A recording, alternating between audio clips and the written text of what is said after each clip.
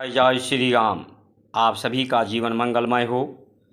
आज की धर्म पर चर्चा भारत संस्कार मंच YouTube channel, Facebook, Instagram, Twitter के माध्यम से आप सभी महान भावों का वंदन, अभिनंदन एवं स्वागत है। आप सभी महान भाव जन जागृति अभियान संचार क्रांति में सहयोगी, सहचर, अनुचर बने। सब्सक्राइब, लाइक, शेयर, फॉलो करके आपके पुरुषार्थ से सब्सक्राइब, लाइक, शेयर, फॉलो करने से भारत की संस्कार संस्कृति जागृत महत्वपूर्ण स्थान इसे मिलेगा। लोग अपने जीवन में महत्व को समझेंगे, स्वीकारेंगे। ये महान परंपरा आपकी संकीर्णता, शोक, संताप को समाप्त करके आपको महान और श्रेष्ठ बनाती है।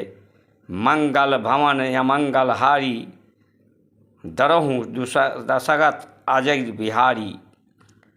ये अमंगल को समाप्त करके सभी के मंगल के लिए है। हर परिवार, हर व्यक्ति, राष्ट्र, विश्व के मंगल करती है। इसलिए आप सभी महान भाव पुरुषार्थ करके इससे जुड़ें और लोगों को जोड़ें, जिससे सभी को आनंद का अनुभव हो, स्वस्थ चित्त आनंद रहें। सब लोग कहते हैं स्वतंत्र रूप से अपने अपने बुद्धि के अनुसार अपना कल्याण करने में लगे हैं, लेकिन इस विधि व्यवस्था से किसी का कल्याण नहीं हो रहा है। सिर्फ कल्याण संस्कार संस्कृति के द्वारा ही होगा, क्योंकि कोई भी व्यक्ति स्वतंत्र नहीं है। सब पराधीन हैं। पराधीन सुख सपने नाही। स्वतंत्र सिर्फ संस्कार संस्कृति को मार्गदर्शन, सूत्र, सिद्धांत, उपदेश, संदेश को अपनाकर ही कोई स्वतंत्र हो सकता है।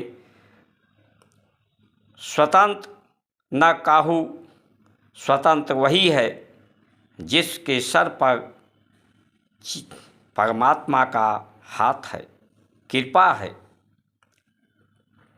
आपका, हमारा, किसी का क्या है? ये नाम भी किसी के द्वारा दिया गया है। ये शरीर भी किसी के द्वारा दिया गया है। शरीर का आहार भी पर के द्वारा, पराये के द्वारा दिया गया है। इसलिए ये विचार जो आहार से आता है, विचार से ही जो कर्म होते हैं, ये भी तो परायों के द्वारा ही है।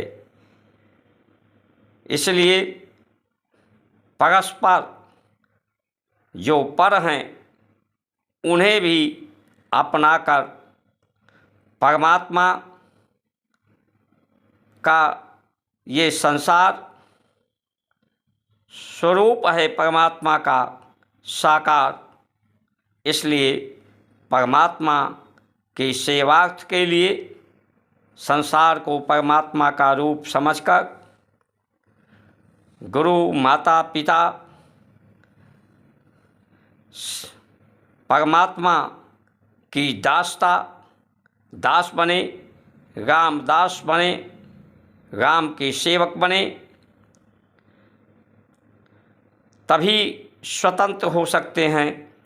एक दूसरे के कल्याण करने से, देवत्व की भावना से, सद्विचार से, सद्ज्ञान से भेदभाव को समाप्त करके, मतभेद को समाप्त करके ही कोई सत्यनिष्ठ हो सकता है, कर्तव्यनिष्ठ हो सकता है, कर्तव्य परायणता आती है। सत्यनिष्ठ, ईमानदार, कर्तव्यनिष्ठ को सब लोग मालिक बना देते हैं, वही स्वामी होता है। आज के समय में सब लोग मजदूरी कर रहे हैं, मजबूर में किसी का साथ दे रहे हैं, मजबूरी में किसी के साथ खड़े हो रहे हैं। इसलिए मजदूर और मजबूरी उनकी बन गई है अस्वस्थ रहना, अशांति वातावरण में रहना। ना मन शांत है, ना चित्त शांत है, ना बुद्धि शांत है, ना घर परिवार में शांति है, ना समाज में शांति है, ना हमारे देश में विश्व में शांति है। सब जगह अशांति में रहने को मजबूर हो रहे हैं मजदूर बनकर। मजदूर का पर्याय ही यही है कि जब मन आपका आपके तन के साथ में ना हो, मन के द्वारा कोई कार्य न किया गया हो, मन को सहयोगी बना करके मन आपके समीप ना हो, तो कुछ प्राप्त करने के लिए आप करते हैं तो वो आपकी मजदूरी बन जाती है। मजदूर भी तो यही शरीर का उपयोग करता है, लेकिन मन लगा के नहीं कार्य करता, इसलिए वो मजदूर है। जब मन आपका आपके समीप हो, भारत की संस्कार संस्कृति उपासना यानी अपने समीप आपका मन हो, तन के साथ, चित्त के साथ, बुद्धि के साथ, और मन परमात्मा का है, शरीर भी परमात्मा का है, संसार भी परमात्मा का है। जब आप इसे परमात्मा के लिए, परमार्थ के लिए, सेवार्थ के लिए, कल्याण के लिए, मंगल के लिए लगाएंगे, सब एक दूसरे के परस्पर जुड़ेंगे, सहयोग सरोकार रखेंगे, सद्भावना रखेंगे, तो सभी विकार समाप्त हो जाएंगे। प्रकृति भी सुगंधित होगी, तन मन सुगंधित होगा, समाज स्वराज होगा।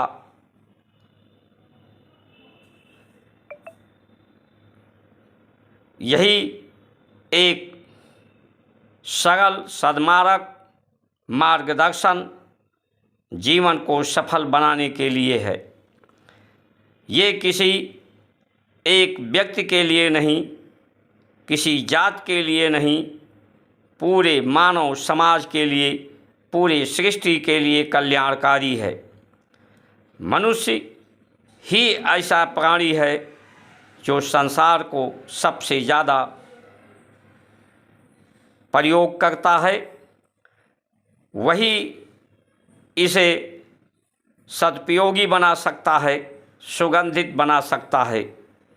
उसी में सबसे ज़्यादा इसलिए चेतना होती है, उसे अनुभव अपने शरीर का, समाज का, परमात्मा का, प्रकृति का अनुभव होता है चैतन्यता के कारण, क्योंकि सबसे ज़्यादा प्राण का उपभोग, प्राण का आवागमन संसार के तत्वों का, इसलिए चैतन्य प्रमुख है। चैतन्यता सबसे ज़्यादा मनुष्य में होती है। मनुष्य ही सदुपयोगी जीवन को कर सकता है। वनस्पति, जीव जंतु, पशु ये अल्प उपयोग करते हैं संसार का, शरीर का। इसीलिए ऋषियों ने कहा है कि आपकी बुद्धि अल्प है, आयु अल्प है, समय अल्प है, इसलिए संसार के साधनों का, संसार को सीमित मात्रा में, अल्प मात्रा में पवित्र करके करें, प्रयोग करें, वही सदुपयोग है। इसका अंधाधुंध प्रयोग करना,